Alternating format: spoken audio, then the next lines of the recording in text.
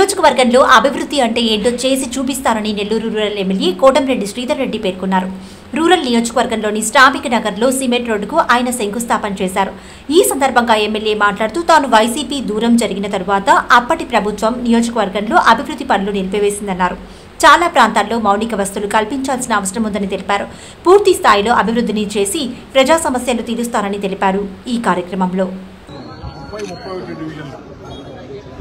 సామాన్య కుటుంబాలు, పేద కుటుంబాలు అధికంగా నివసించే ప్రాంతాలు, ఎక్కువ కాలనీలు ఉన్న ప్రాంతాలు, కనీస వస్తువు కల్పన ఈ ప్రాంతాల మీద ప్రత్యేక దృష్టి సాధించాల్సిన అవసరం ఉంది.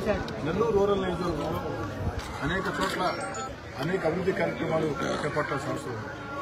మరీ ముఖ్యంగా నగర కార్పొరేషన్ పరిధిలో 23వ డివిజన్ కావచ్చు, 24 కావచ్చు, 25 కావచ్చు, 30, 31 ఈ యొక్క డివిజన్ల మీద ఎక్కువ దృష్టి పెట్టాల్సిన అవసరం ఉంది. ఎందుకంటే అధికంగా జనవాసాలు ఉండే ప్రాంతాలు, పేద కుటుంబాలు, కష్టాన్ని నమ్ముకొని జీవితాన్ని కొనసాగించే కుటుంబాలు అధికంగా ఉండే ప్రాంతాలు.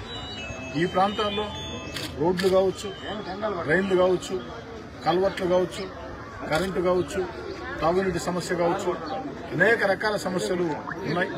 గత 10 ఏళ్లుగా ఒక్కొక్కటిగా చేసుకుంటూ వస్తూ ఉన్నాం.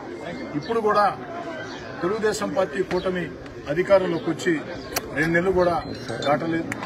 రేపటికి 2 నెలలు అవుతుంది. అయినా కూడా ఈ యొక్క ప్రాంతాల మీద ప్రత్యేక దృష్టి పెట్టాలని అనేక రకాల మార్గాల ద్వారా నిధులు ఏదైతే అధికారుల సహాయ సహకారాలతో ప్రత్యేకంగా ఏర్పాటు చేస్తూ ఉన్నాం.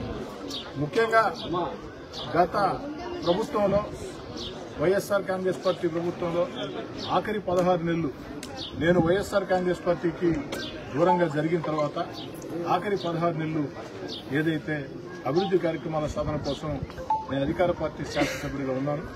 అనేక రకాల ప్రయత్నాలు చేసి నిధులు సాధించాను. అవన్నీ కూడా